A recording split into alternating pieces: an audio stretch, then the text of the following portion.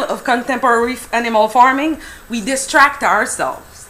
We need to stop focusing on minor fixes to the system and stop farming animals to slaughter them altogether.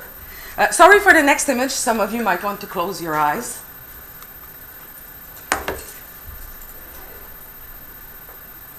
Even when they come from smaller farms, they are killed in the same slaughterhouses when they are really young, almost babies.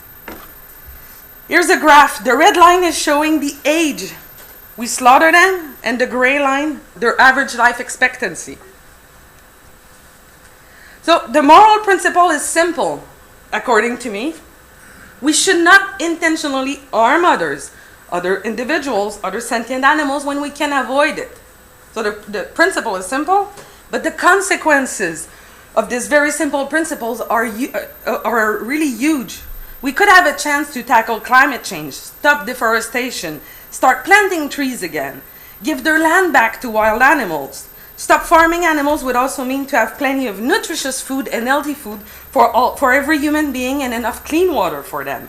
The UN predict that by 2050, 1 billion people will not have access to clean water if we don't cut the meat production by half.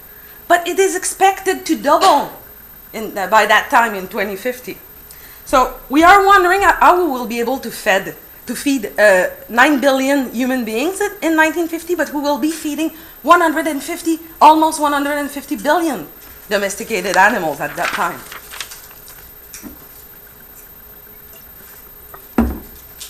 So when we are fighting for justice for other animals, we need to make clear in our minds and in our actions that we are not only fighting about other animals, but also about human animals, about social and environmental justice.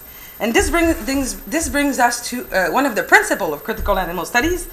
Animal activists and scholars need to avoid single-issue campaign in favor of alliance politics and solidarity with other struggles against oppression, hierarchy, and exploitation.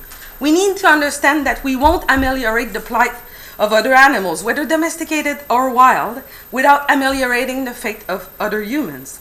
But the opposite is also true.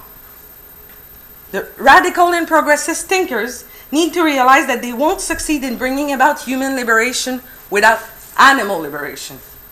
The material and the ideological conditions which enable the enslavement, the torture, and the massive non-criminal killing of animals are basically the same conditions which enable the oppression of marginalized human beings, whether they are women, people with disabilities, people considered less civilized or more primitive.